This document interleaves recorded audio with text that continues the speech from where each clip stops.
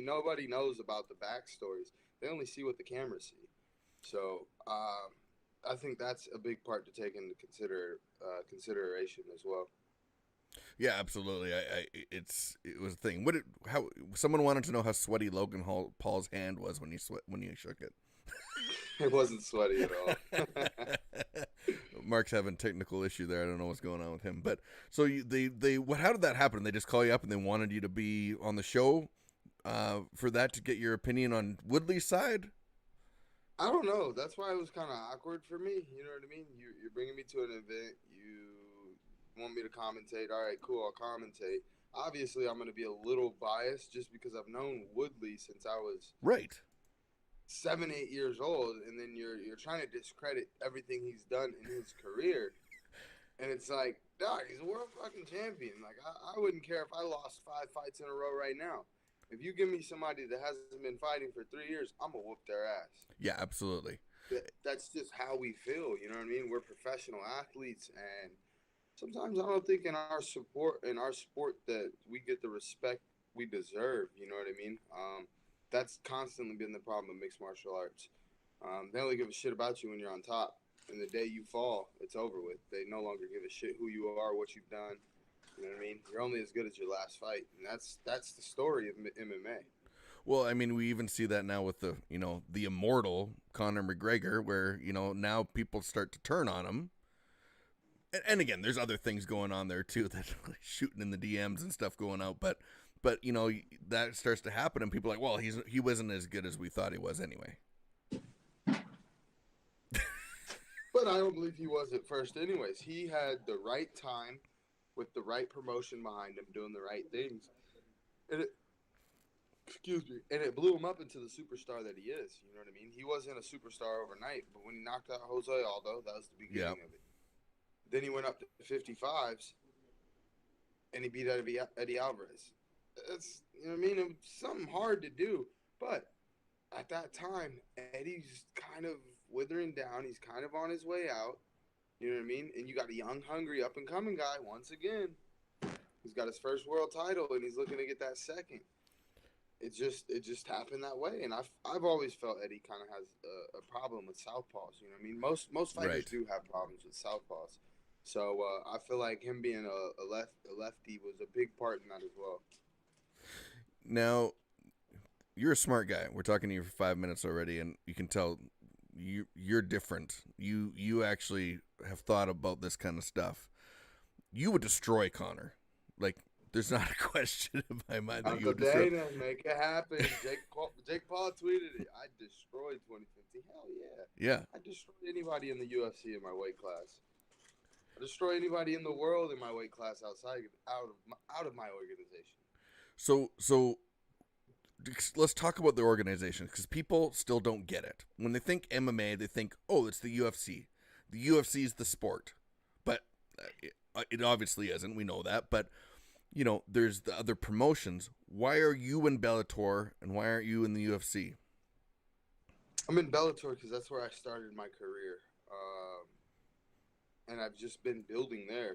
It's been 18 fights trying to get to a world title. It's a long ass time to get to a world title. We matched my career up with Usman's. It's exactly the same. The difference is he's got a lot of clout. He's got a lot of people behind him now, and that just comes with the molding and branding that UFC has done over the years. People knew what UFC was before they knew what MMA was. That tells you something about marketing, branding. Correct. So I don't know, the things that I know within myself.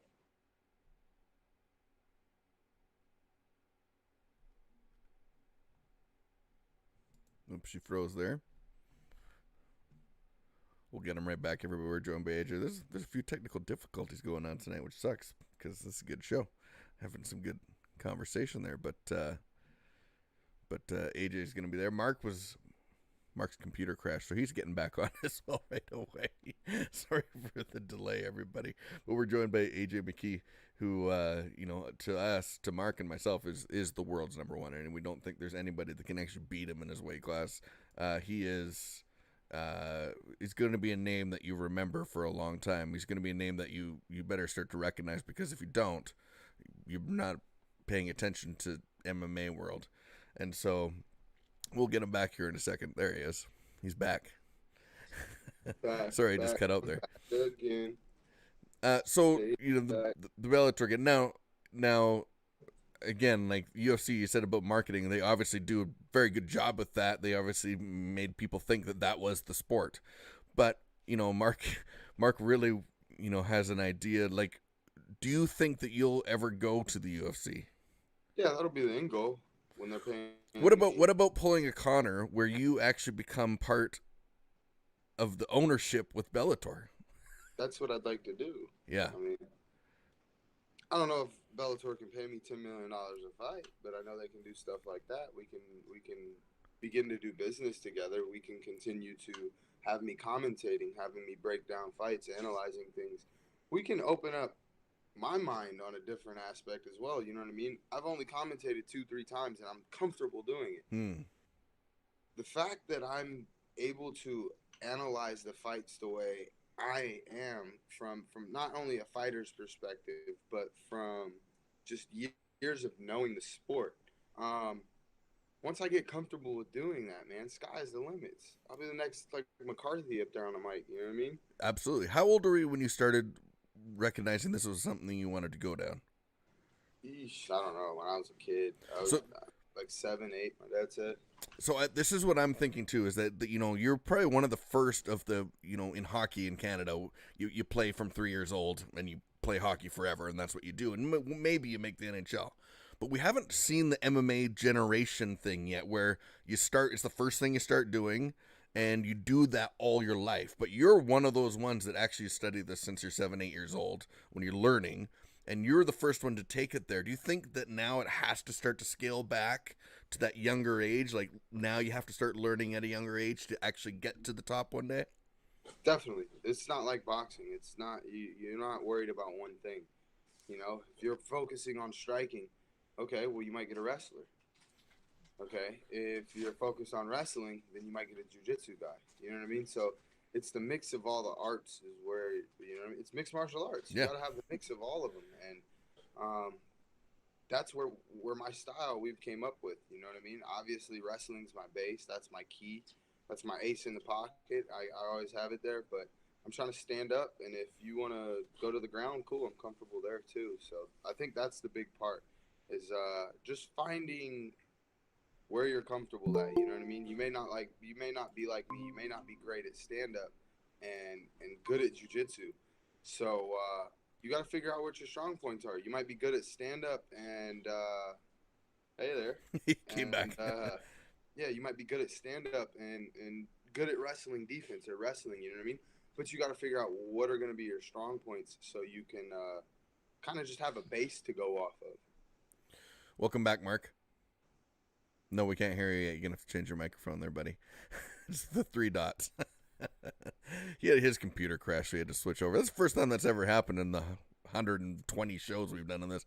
Anyway, of course it happens with AJ because Mark really has some great stories because he knows your dad, and Yeah. and so he has some great stories about that we'll get into in a second. But you know, I think it brings up when we talk about the fighting payments.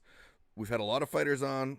Pete Spratt was one that's done a lot of lobbying in Washington, and he's talked about, you know, being so close to getting you know, what boxing has as a fighters union, where you could go to multiple promotions, but the fighters would all be ranked inside of that whole promote the union, so to speak. What are your thoughts about that kind of thing? I know it's a scary word for a lot of people to hear the union word thrown around, but is that where it has to go to actually get you guys paid better?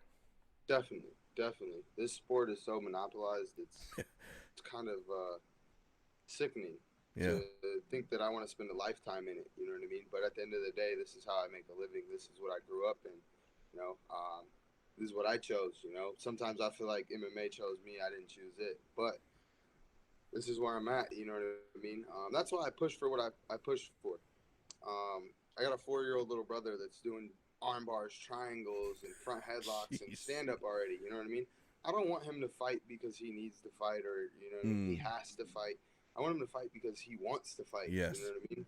not because, oh, he needs the money. You know what I mean? When I get done with my career, the last name McKee should never have to fucking worry about anything again. Yeah. And it's like it's gonna get to the point where I might turn into the old Antonio McKee and just be like, you know what, you guys, I'm done with MMA altogether. You know what I mean?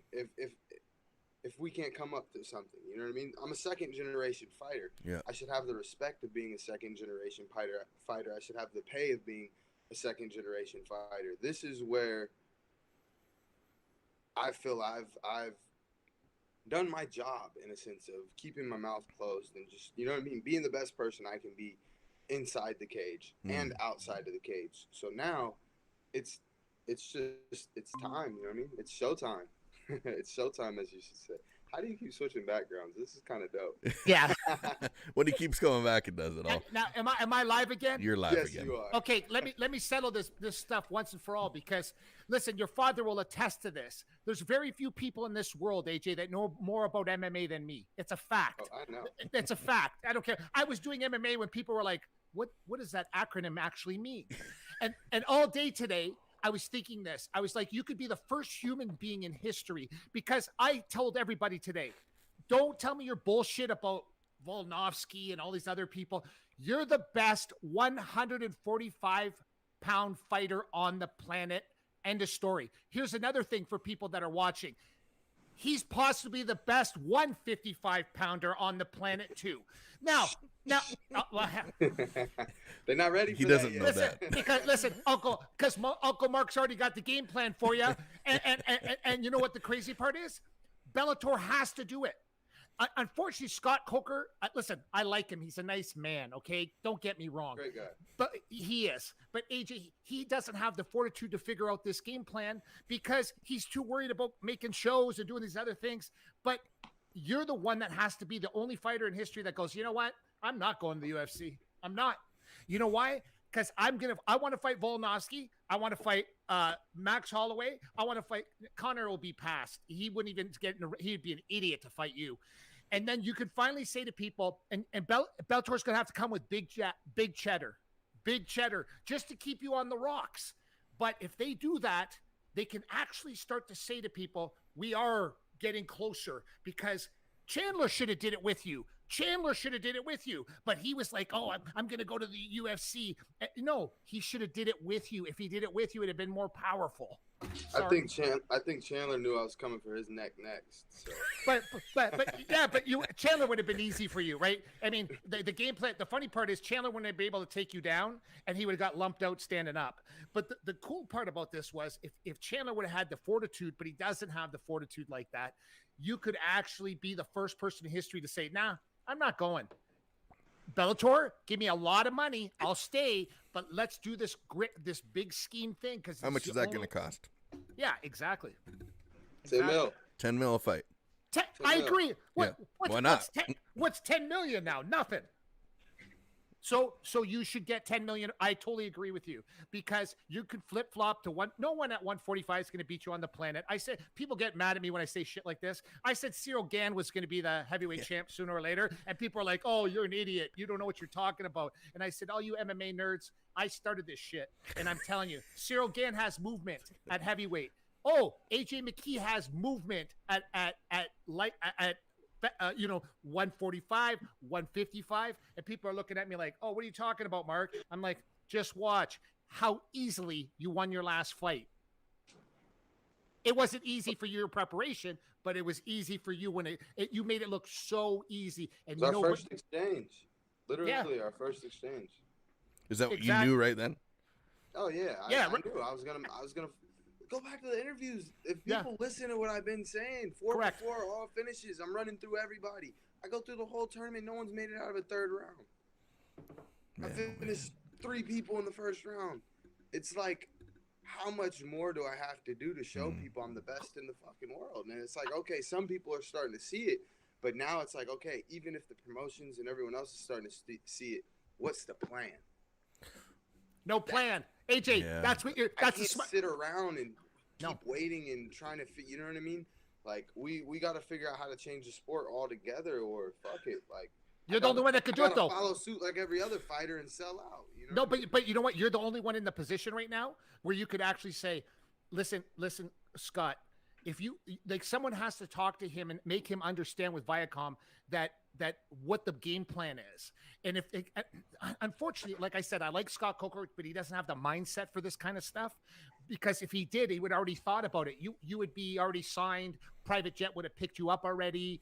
But I don't get it, because it's right there. Your father and I discussed it the other day, and I was telling him this, and he said, yes, like that should be the game plan, but they have to come with big money, suitcases, just to hold you. Because who are you going to fight, AJ, right now? No, AJ, who are you going to fight right now? That's why I want to go to 55s. Yeah, but that's what I'm saying. Who are you going to? No, but even at 145, there's nobody for you to fight. Even in the UFC, no. Like honestly, like Volkanovski's going to fight with you. Like for real, bro. Like I'll come in, I'll fight someone top 5, beat them up. Then we'll go to like Ortega because I got to fight him, and then Volkanovski, and then we can set up a Holloway after that. Yeah. Be the biggest super fight at 145 they've ever seen. Mark, talk about AJ's dad in the MFC and how that all came about, because there was a time that he said he would never get into the UFC kind of thing. Yeah, 16 years I owned the MFC, and everybody, I mean, over 150 UFC guys fought for the MFC, went back to the UFC, came back to the MFC. And one day, your dad wanted to, we made a deal. Your dad was going to come to the MFC. And he said to me one time that the UFC would never take him. And I said, the second you sign, your dad will tell you, he's in the background. You know what? The second he signed the contract, I said, Antonio, just put it on people. Put it on people. And he exactly did that. And UFC signed him. But they said, oh, we're never going to sign Antonio McKee. No, he's too, but they didn't understand. Your dad was George St. Pierre before George St. Pierre was George St. Pierre. You know what I'm saying? So that's what people didn't understand. I always thought when your father came to the MFC back in the day, he used to say, oh, you should see my son. And where we live in hockey, people go, oh, you should see my son. The son don't do shit, right? So we were like, yeah, sure. Your son's good. But you know what's funny? When I was on Inside MMA with Rampage, he started talking about you when you were really young. He's like, Mark, you should see this kid, man. I'm like, oh, really? And then Emmanuel Newton, you remember Emmanuel Newton? He fought in the MFC. He would talk about you too. And I was like, how old is this kid? And like, he's young, man. But I'm like, he's going to be something one day. And I'm like, oh, if I had $1 every time I heard someone say that shit to me, right? But you know what? Your dad, I believed, because he said it with not like bragging. He just was stating some facts about you, right? And how you were sparring against certain people.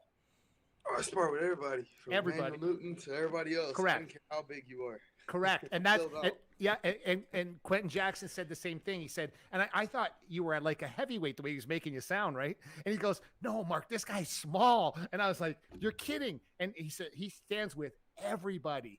And then I started to go, oh shit. And I was talking to my son, Dave. I said, you better write his name down. You know what I mean? Because something big's going to happen here. And now we're here.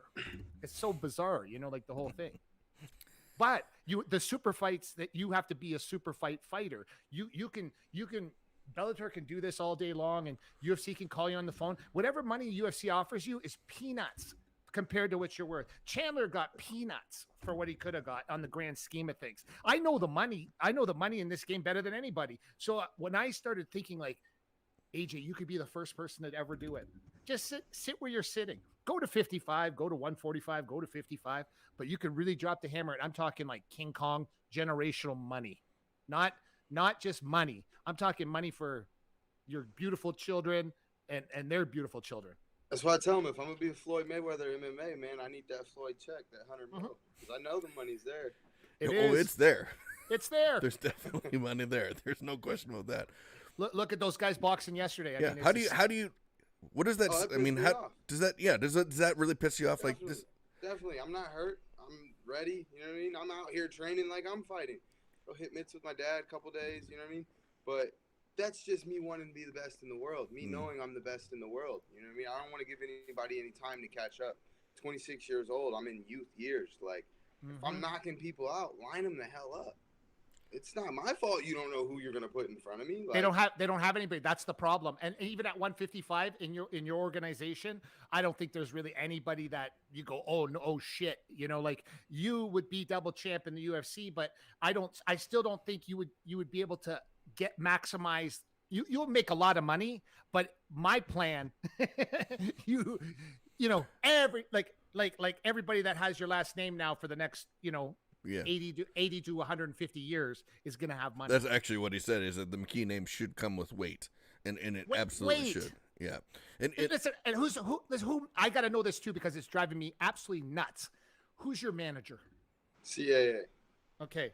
They have to know how to do this. They have to present this. Like this is up, guys.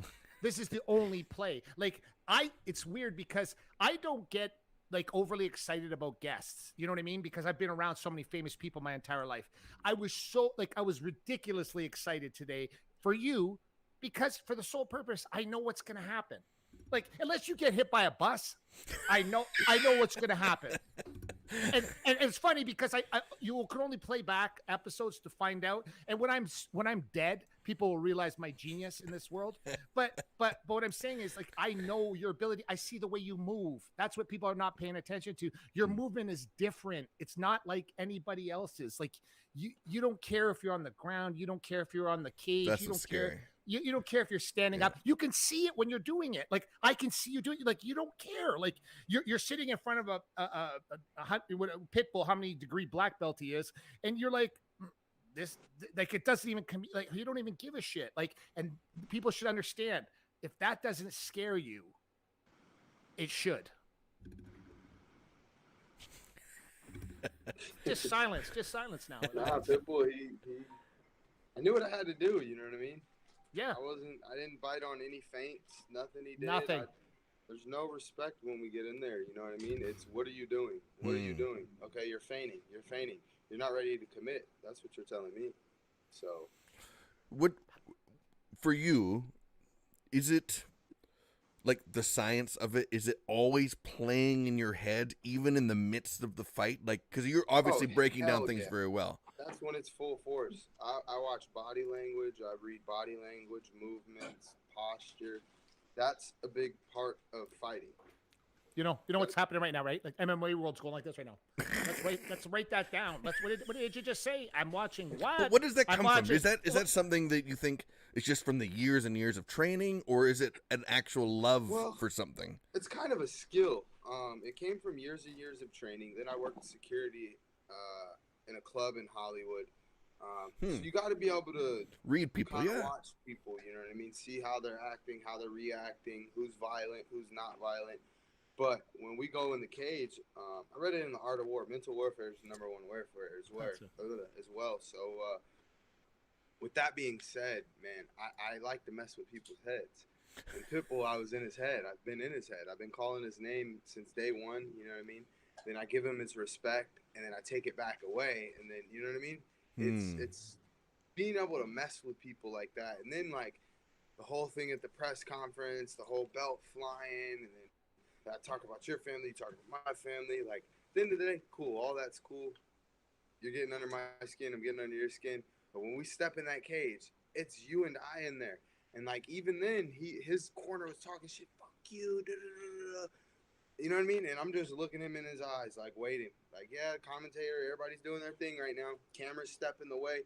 I step out the way to the camera to let him know, like, hey, it's just you and me in here, buddy. And it's like little things like that play into it. You know what I mean? Because he's noticing, oh, shit, he walked around the camera to let me know, like, it's just us in here. Shit's about to get real. Did you see the breakdown, Jesse? Jesse, did you see the breakdown, how he just broke that down? Yeah.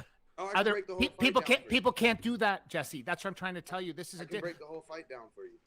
I guarantee you, he knew what shirt color his corner guy was wearing. If you really thought about it, you would know. And that's what I'm trying to tell you, because people don't understand that. No, you're making the point that everything that matters in that has been analyzed and is being analyzed completely as it's happening. A very small amount of guys. How much of the chess moves is in that then? Because you're obviously planting a seed of doubt in him and fear. And so how do you capitalize on that after or is it just to get him to hesitate when he should be moving? Just like you said, hesitate while you should be moving. The whole fight, I was in his head. I got him all fired up. And then when we got in there, I stayed calm. And I didn't do a single thing. And I waited for him to do something first. I didn't move at all. All his feints, everything he did, I didn't bite on anything. I waited. Then he didn't like it. Then I went on my offense. I threw outside leg kick. It landed. He didn't like it. He gave me that nod that he felt it, which he didn't like. So at that point, okay, I'm going to return fire. So I was ready for him to return fire with the same low kick. I checked it. He hit my knee. This is probably one of the hardest kicks I've ever felt, honestly. My knee has a dent in it from his shin. Holy. But wow. I knew checking that kick, his poker face was good, but that shit hurt him. So at that point, now it's stalk the prey. The prey is hurt. So back on it, cut the angles off. We cut all the way to the right side of the cage. And I saw an opening. You know, I threw the jab hook. I saw an opening. I was going to lean in for the left, but I saw him load up his right hand. So when he loaded up that right hand, I backed out. Circled to the left. He circled with me. At that point, okay, now we start moving around, getting him loose again. I know he's waiting on the left now. You know what I mean? Because he's already saw the left. So here comes the jab. I'm going to show the left. He reacts to the left. Right hand drops. And he gets ready to counter. The kick comes up top. Because he's focused on this. But you're focused on this side, just wrong angle. You weren't focused on the leg. You were focused on the left hand. Because that's what I baited you with the last time, but I didn't throw it. Because I saw him getting ready to counter. I don't want to come in there if you're getting ready to counter. You're a little dude. Let me reset, get back to my range, and play my game. Jeez. Did you understand all that? Some of it. That was 2 minutes, by the way. That was 2 minutes. Yeah. 2 minutes. Yeah. And I only broke down the action. Same thing with the Georgie Kakarian fight when I knocked Georgie out. I'm reading the body language. He's bouncing, he's jumping, he's nervous. Okay, he's standing southpaw. Why is he standing southpaw? Georgie's not southpaw. Oh, he's nervous. Okay, cool. Let's go out, throw a jab, see what he does. I throw a long jab. He steps back, switches to ortho. Okay, cool. Let me step back off my jab, get him to reset, which he comes forward, back into the southpaw position, back to where he feels comfortable. Okay, let me throw another jab, and I already know what he's going to do this time. He's going to step back again. The left's going to line up because in the middle of him stepping, he goes from this to this. There's your opening, right down the middle. And there's the left hand. Boom. That was 8 seconds, but I analyzed all that in 8 seconds. Excellent, yeah. Well, hey, what happened back in the day? I was reading somewhere that you went to Notre Dame. I did. I dropped out. And I want to know why. For what? Just, what's the degree going to help me in? That's what I wanted to know. That's it. What were you going there for? Even if I had a degree in let's say business or accounting or law, what's it gonna help me in? Was that a scholarship? And I gotta go pay back this debt for all the fucking loans and shit. Yeah, of course. I'm cool on school. It's not gonna help me get anywhere. Yeah. It's like it's a check mark. Cool, I graduated. You know what I mean? It's cool, but I can do that when I got 100 mil sitting in my bank account. Of course. And I can do it from online the way this world's going. Hey, somebody take the class for me, you know? Like, come on, dude. This world is crazy to see the way things are playing out right now. Of course. What was it? I mean, obviously, and I said this before, Mark, but to him, but you're really smart. So what was it that you figured out along the way? Like, were you good in school? Did you care about that even? Or is there something else going on that you wanted to dump everything into? I was good in school. I knew my path. I knew school wasn't going to do anything for me. I had another 4 years to stay there. Like, my senior year, I wasn't going to graduate high school because I was so far behind from my freshman year, my 8th grade year. I didn't wrestle my freshman year. And then my dad's like, no, fuck that. You're going to graduate or you and I are fighting. So my senior year, I made up like 40 credits. I turned in a stack of work of like this. Kid you not, like this from my whole freshman year. But I did it. Yeah. If I want to do it, I'm going to do it. School shouldn't be dragged out to You know what I mean? A whole year, and like, if a kid's gonna get his work done, let him get it done and get it to moving. Other than that, you're wasting his time. You're delaying him. Just like how if I'm knocking people out, get me back in there if I'm not hurt. You're wasting my time. You're delaying my youth years, my progress to being the superstar that I am. It's the same thing in a sense of school. If you know your direction, you know what you want, then there's no point in doing it. You already know your direction. That's what school is for, is to show you your direction, show you how to wake up on time, how to get to class on time, make sure you do your job right. If you don't do your job right, you don't wake up on time, you don't pass the class, you fail, you don't get good grades. It's the same thing as a structured job. It's to show you the structure of life. You know what I mean? And do you think it just so happened that I didn't fit into normal life. No. Do you think that MMA helped you, like learning at a young age, helped you with those things and understand those things quicker? No, I would say it was this man right here. He's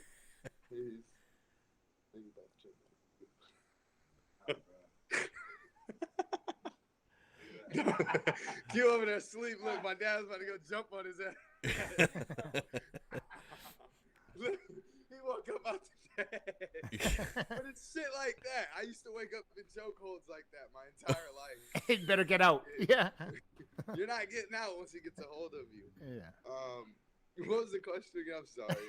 Like that, no. You answered it. You said your dad was the one that kind of paid attention to everything else. When you got out of line, what happened when you were young?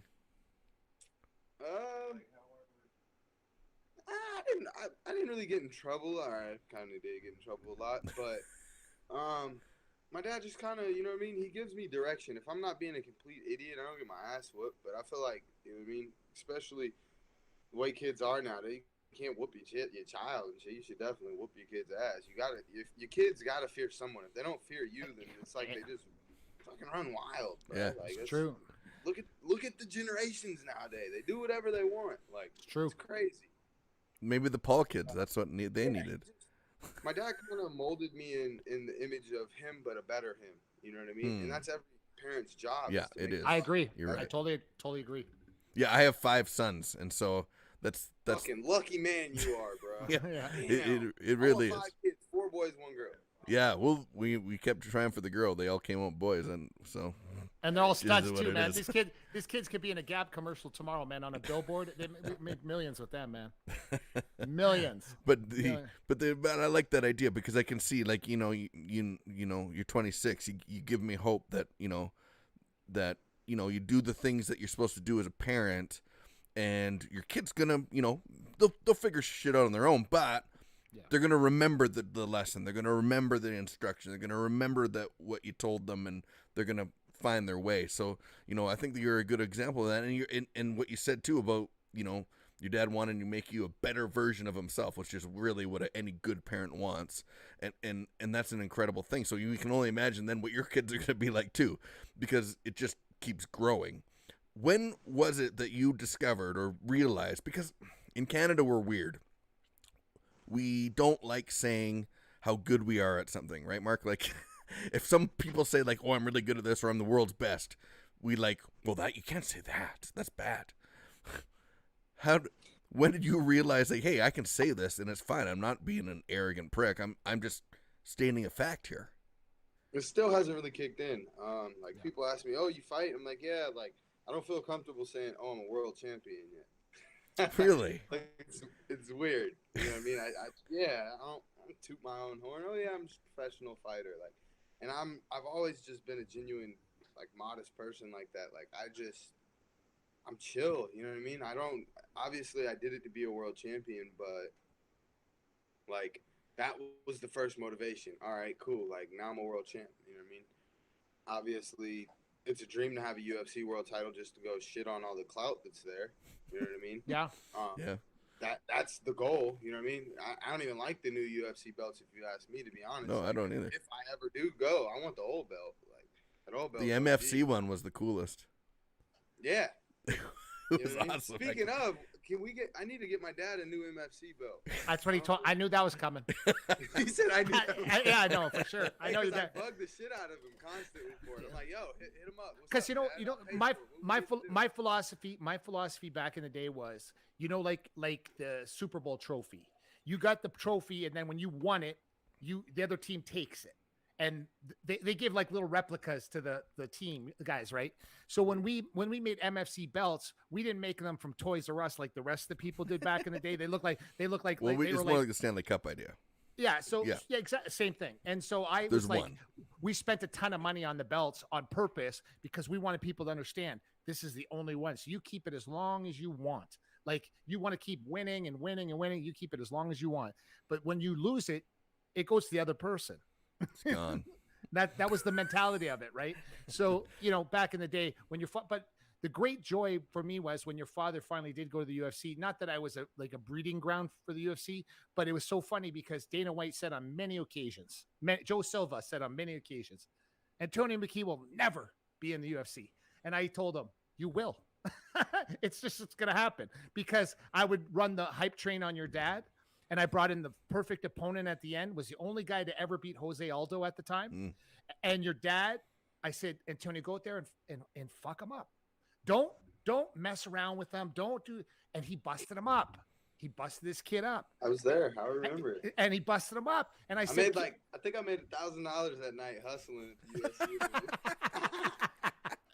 UFC. You see what I mean? Hustling as a kid. Like, do what we do. Yeah, that's what I'm saying, right? There's something different about that because I think that's what, takes it to the next level. Now, what about the talk aspect? Because it seems like you have to be a social media star or an influencer or be good in a press conference to get a fight or to get paid, really paid.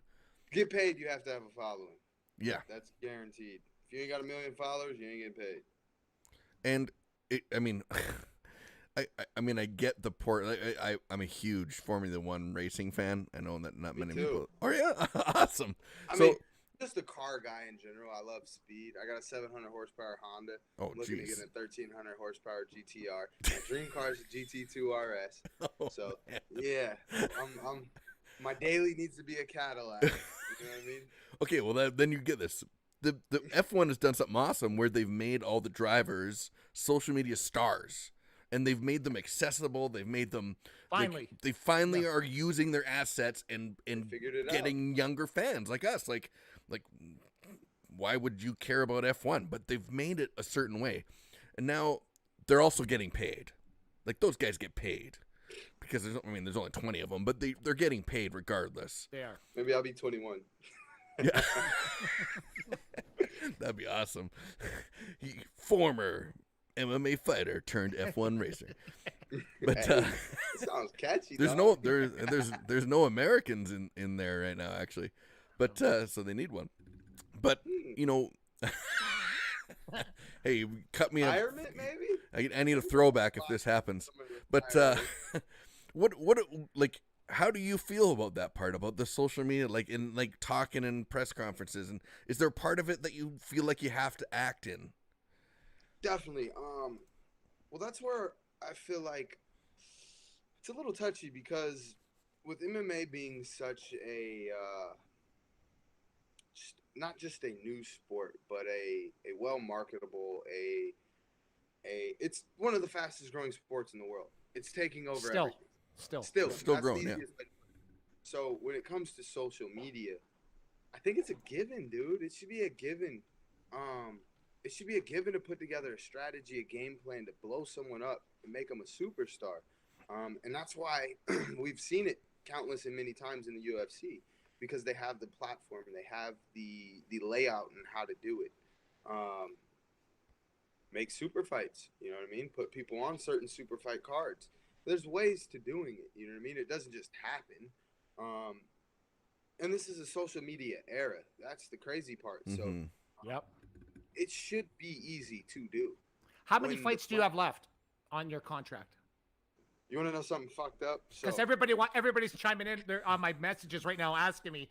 Ask him how many fights he's got left on his Bellator contract, because no one else has asked him that question. So, if I wouldn't have fought Patricio Pitbull, I would be a free agent next month. If you didn't fight him. If I didn't fight him, but I needed the accolades of whooping his ass in order to show everyone. Because obviously I don't have the 1 million followers. I don't have this. So championship clause, I now owe 3 more fights under the same pay scale that it's at. Ooh, but I got a problem with that. So do I. Why? Because we tried to they wanted to re-sign me 2 fights ago when I fought Darian Cardwell. So I said, no, let me prove to you who I am and what I'm worth. Now, I'm undefeated. I've already made $1 million. Let's go from there. What's next?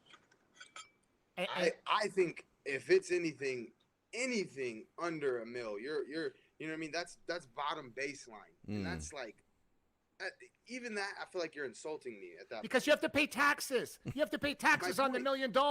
Like Hey, $1 million. Yeah. I noticed that immediately. I said, Dad, I'm a Yeah. millionaire. Oh, shit, taxes. No, I'm not. Yeah. Yeah. I was close for a second. Can I bring that up? Almost had it. How are you listen, I know this, people don't want to talk about this either on the show usually, because we've had so many NFL guys and NHL guys, but they don't want to talk about money. Yeah. How are you with money? Me? Yes. Well, shit. I mean, I have my father who's always on my head. You know, he's Good. a great man with money. Mhm. I mean, it was $1 million. You know, I can go buy myself something. But I live in California, dude. I'm a Los Angeles born and raised kid. Yeah. It's not like I can go pay, you know what I mean, $300K and buy a house. No. You can't. I'm a gotta move fucking to Edmonton professional for that. athlete. I need to be in a gated community somewhere. And Yeah. now you're talking $1.5 million just to get into the damn gate. 100%. Plus, this is how I take care of my father. This is how he takes care of his family. Like, I'm the breadwinner in the gym. We got gym dudes. So when you look at $1 million in my lifestyle, in reality, $1 million isn't shit. Yeah. Yeah. You're right. You're right. And this is where it is. Like, and this is the thing about professional athletes. And MMA is the last, I mean, really right now anyway, the last sport to actually get paid, because every other professional sport gets paid because they're trading their body. It's entertainment more than a sport at the moment. I'm just writing down Interesting. for Twitter for when we share the show that AJ McKee said $1 million ain't shit. So I'm because he's right. Listen, No, it is though. I mean, 40 years ago it was fine, but today it isn't. But AJ, please be that guy. Okay. Yeah, no, be the guy. Be that guy when this is over. Let me tell you something, because I know a lot about money. Your father will attest to this, right? He's seen how the Pavlich family lives. Now, you know why? Because Mrs. Pavlich is the genius behind the madness. Yeah. But you know what was crazy? At one point, because I didn't have a lot of money when I was a kid, I was like, I want to buy that Mercedes and that Mercedes and that Mercedes and that Mercedes. But you know what my wife said? No, honey, you're gonna have one Mercedes, and I'm gonna have one. And then we're not going to buy 4 Rolexes. We're going to buy 1. And you understand how this philosophy works. But you know what's more the beautiful thing about when you start to have money is actually having the money. The the car and the car and the chain and the nothing. It's bullshit. I promise you. I've talked to NFL guys that have made tens of millions of dollars that are broke today, and I think to myself, how did that happen? Because he bought 27 cars, he bought 14 houses, and I'm like, but when you buy houses, you have to pay property tax on those houses. Every year. What do you mean I got to pay property tax, man? But the house. This is what I'm talking about. So people, listen, my wife, I used to joke about it all the time. You know, I like, you have to get it to the point where there's no expenses in your life. You don't have any debt in your life. And that's the number one thing as a young fighter like yourself, because you'll be the only one at the end of all this, when everybody's showing you their 14 Rolexes and their 14 this and their 14 that, you'll be able to show up, I got paper. You know what I mean? And that's more powerful. I promise you that if there's anything that I don't want to lecture you or teach you anything, but I want you to be the one. 26 years old. You're extremely intelligent. You have the right guideline to be just a mega superstar, and you should be rewarded for that, AJ. You know, at the end of it all, you should be looking like, oh, I don't have no money. But you're right. You live in California. You need millions to live the way you should live. I can't wait. Yeah. Yeah. Actually, I am waiting, so I guess I can wait. Yeah. I can't even imagine the conversation they can have right now. But now that you have 3 new fights, technically for the old pay that you used to make, this is where CAA has to say, time to renegotiate. Yeah. Because I don't care what was signed. That's bullshit. Get the check. At any time, we're going to renegotiate. We need to renegotiate immediately. Like, it's not even I wouldn't even Dude, that's the thing. I want to fight before the end of the year again. I want to fight now. If I'm not going to fight now, then let me go do some boxing with Showtime while we figure this shit out. Oh, wow. Fight? Let's see if one of the Pauls fight you? Probably not. I put up boxing numbers on the bag. Like, we recorded. I'm throwing over 2,000 punches in 9 minutes. Jeez. Putting up the secrets. Oh, shit. Okay, well, Woodley should have borrowed some of those punches. Like, yeah, you guys say volume. MMA fighters don't have volume. Oh, I'll show y'all some volume. Yeah. Well, yeah. I mean, hey, like, this is where MMA really needs, and this is where I think the big mistake is of everything is that the fighters, they're not getting any love, and you guys really need to be. You're training, and again, it's not easy on your body, so you need to. Uh-oh. What's he doing? Like a little kid, eh? Like a little kid. No one's safe. No one's safe. No one's safe. Not when Papa McKee's around. No way, man. No one's safe. No one's safe, man. No one's safe. Well, AJ, we want to thank you so much for spending some time with us today. It's awesome. You're an awesome young man, and I really, really, really hope and pray that these guys get their act together and make you the superstar that you need to be, because you're one of the ones that can hold the weight too, because that's something else that is important, is that a lot of guys will crumble under that, and I don't think you will. And that's what we need more of, more guys like you. Thank you. I appreciate it. Thank you guys for having me, and it's always a pleasure. I look forward to speaking with you guys again, and when I have my Gatsby party, Jake ain't coming to my shit. Yeah, no. Send us the invite. We'll make that place awesome. He'll never be invited, bro. It wouldn't even make sense. It wouldn't even make sense. Like, you just have a big picture in front of him. This guy ain't allowed in. Yeah, he's a cool dude though, man. Like, after this week, kicking it with him, kind of seeing, like, especially from his business aspect, right? That mindset. Correct. Hats off to the kid. I totally agree. That's the one thing is that they're making bank because they know something. They're hacking something. They know something. On top of, they're not scared to expose what's going on. That's right. That's true. Situation. So. Because they don't have anybody that can take something away from them. So they've actually been very honest about it. Yeah. But then it's going to also take someone that has that star power to really expose the world. Yes. For him, it's a win-win. You know what I mean? I agree. So, no, we're not dogging Jake Paul. I couldn't agree with you more. If he's doing anything for fighters right now, I mean, can you imagine people that are like this? I saw Matt Brown. He was on our show before. Matt Brown, right? The Immortal. He said today, he goes, I would love to fight him before my career's over, right? And Matt Brown, see, he should just forget about the UFC and say, just release me, so I could at least make this money, if they would even take me, because that's what it's coming down to right now. Hey, I want to see what Serrano, the girl, made on the fight card yesterday, because she's never made any money in boxing. And we've had Jolina Marjanovic, 8-time world champion, on our show, and we know what kind of money she made, which is nothing on the grand scheme of things for the level she was at in female boxing. But Jake Paul, I know for sure, gave her extra money. Oh yeah, she got being on the fight card out of his own money. So I'm saying is, Jake Paul right now is a nightmare for every fight promoter on the planet, because he's letting people in the door. Yeah. He's letting people in the door, and he's letting them make money. Tommy Fury, who we saw yesterday, not that good. Tommy Fury's not that good. I'll fight Tommy for Jake.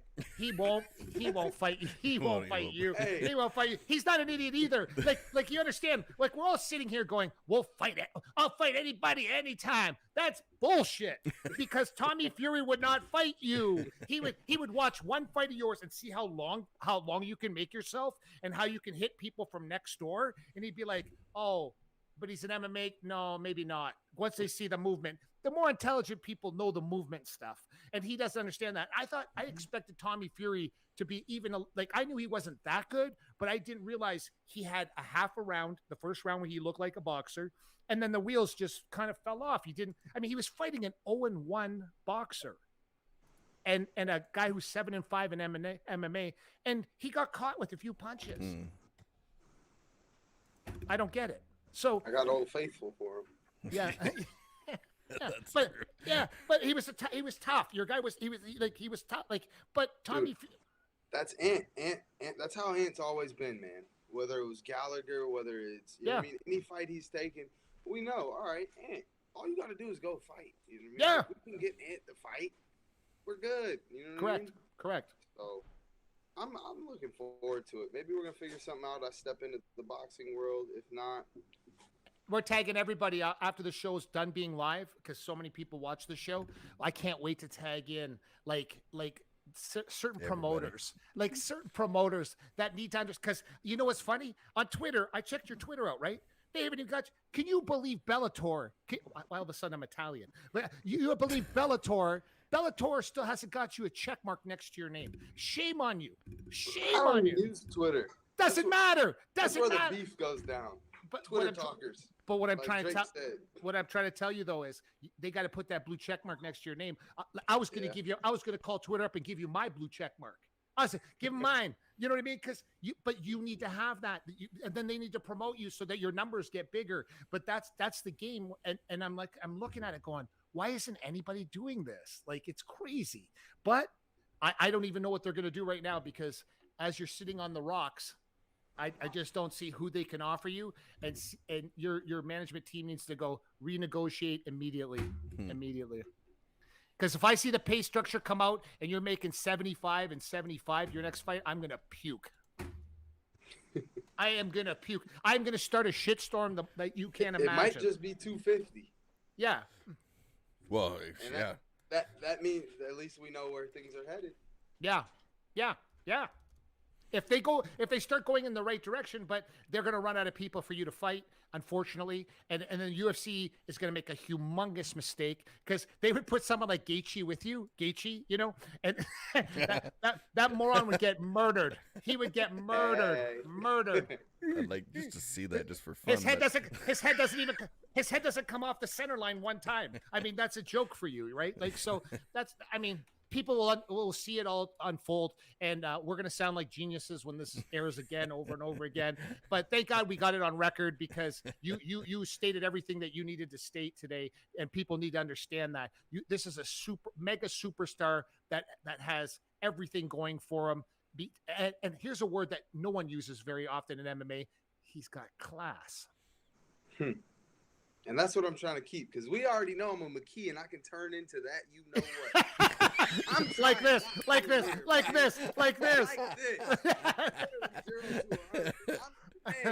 trying hard. I know. Oh my God. I be itching. I mean, you mother. Yeah. Nah, man, For sure. You know what I mean?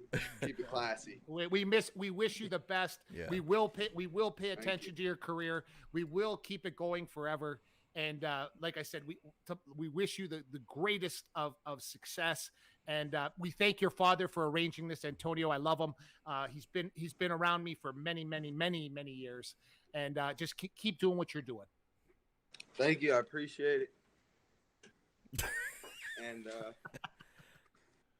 Yeah. We'll talk again. Guys. Well, thanks so much. Enjoy buddy. the rest of the time. Great.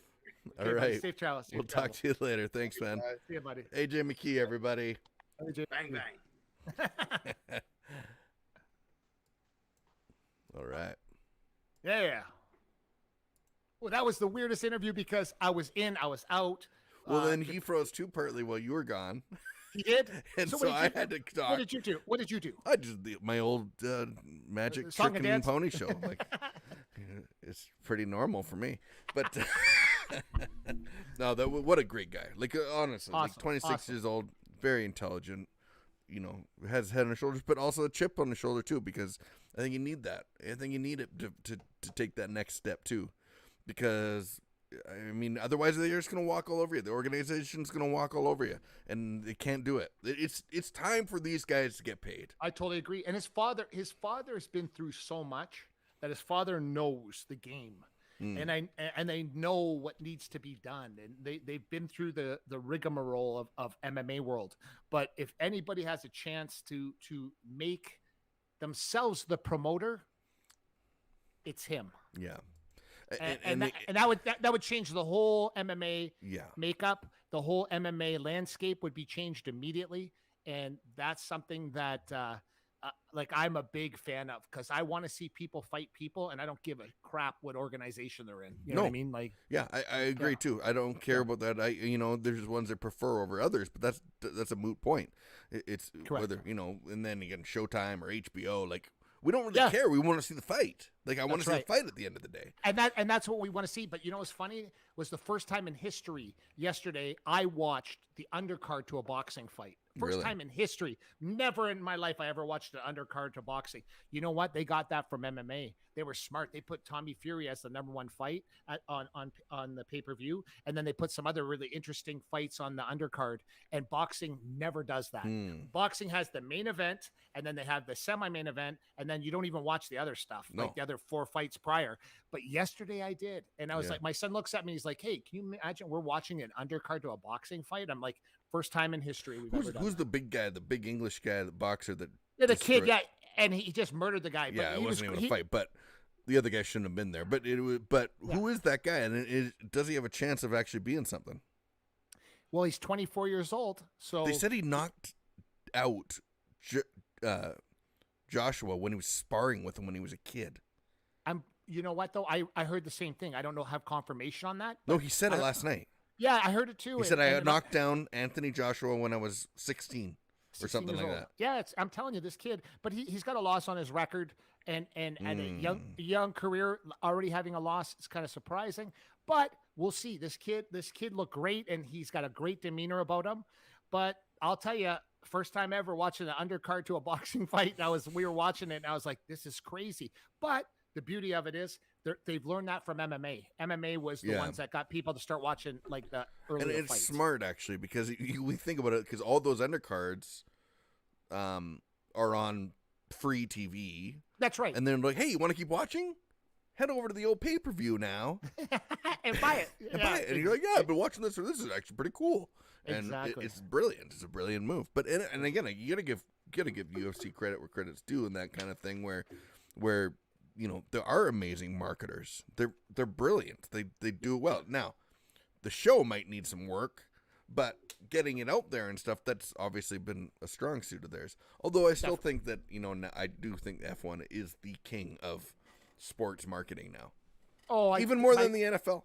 No, not more than NFL. Yes. No. I do think so. I disagree. I watched 3 hours of rain delay. Did you F1 on F1 on Sunday? Oh my god! A rain delay for 3 hours and no race. You know what's on? What's on right now is my favorite thing to watch. Yes, you love this. U.S. Open tennis is on right now, and in my office or through my whole entire house, every TV's on simultaneously on the same channel, so that at any time when I'm working or I'm doing something, I can check the tennis matches. I don't know what it is. I've been obsessed. You love the U.S. Open. Is it your like you love it more than Wimbledon and the French Open too? Yep. U.S. Open for me, and I've been to huge sporting events. I've been to the Super Bowl. I've been to all these I've been to Stanley Cup Finals. I've been to all these things. But I'll tell you this right now, I have to go to the U.S. Open in Flushing Meadows, New York, one day. And I know my wife. She's like, she doesn't want to come. She's not going to. She would love it. No, she wouldn't. Because you get to dress up and he'd like. Yeah. Well, we went to the Derby on the weekend, and Minot's birthday was yesterday. My beautiful wife, Minot Pavlich, it was her birthday. Minot. Happy birthday, beautiful. She was just the belle of the ball. We went to the Derby on Saturday, and if there was a place where my wife is going to a Derby. I mean, ironically enough, the sport of kings, Minot fits right in. She fit in great. Like, did she place a bet? No, we're not gambling people. I wanted to hear her yell, "Come on, Blue!" Yeah. or whatever. But it's her birthday, and we had a great time. We were at the Hotel Mac yesterday. Phenomenal staff there as well, and it was just great. And everything was awesome. And my son and future daughter-in-law came in after, and it was just a great day. And my beautiful wife, happy birthday, many, many, many, many, many more. The Derby was cool though. Yeah, it was. Watching live horses run around. It is fun. There's no question. It is we were at the fun. finish line.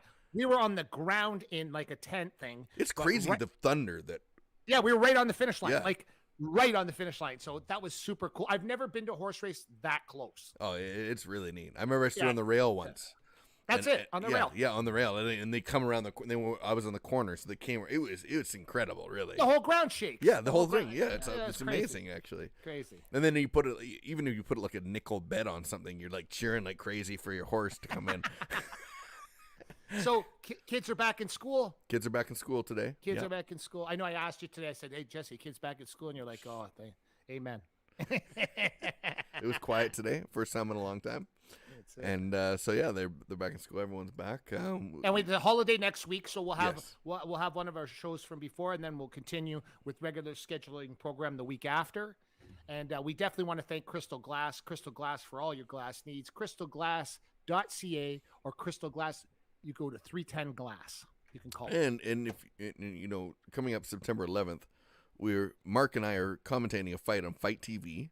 Yes. So people have been asking me, how do I get the fight? How do I get the fight? Download the Fight TV app on your smart TV. It's very easy. Just like all the other apps you have on your TV. There's a Fight TV app, FITE.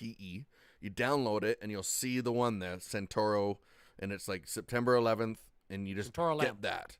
And that's how you do it. And you hear us commentating a fight live. Yeah, on Fight TV. It's going to be great. It's going to be awesome. I'm really excited. I think you know, this is Mark and I's first live thing like that. But again, hey, if you want to hear what professional fight commentating sounds like already, Yes. tune in September 11th. Yeah, like, will I be shocked? Will I be shocked if like, you know, like we become the voice of boxing in the world? No, I would not. No, yeah. Fight TV better start signing the check. They better get the checkbook out for some MMA fights and for some commentating of those. Correct. Or boxing, whatever. Either or. If there's hamster fighting, we'll commentate that too. We don't advocate animals fighting, but yeah, but Well, unless they're hamsters. thanks for tuning in, everybody. We really appreciate it. The Me and Jesse podcast on all social media. Just go to Me and Jesse on everything. And I will say this is a closing thing. The Barstool Sports guys on Showtime last night were idiots. Yeah, they should be arrested. Yeah. Take them out. Never show Awful. them again. Awful. We'll come do it properly. Correct. I mean, they went 0 for 0 for 0 for 0 Yeah. for 0. Like, they were horrible. Yeah. I don't get it. Me neither. Until next time, everybody. Thanks so much, AJ McKee, for joining us. Thanks so much, Mark. And this has been the most important 60 minutes you've spent on the internet this week. We'll see you next time on the Me and Jesse podcast. Bye. Thanks for watching the Me and Jesse podcast. Follow us at facebook.com/Me and Jesse.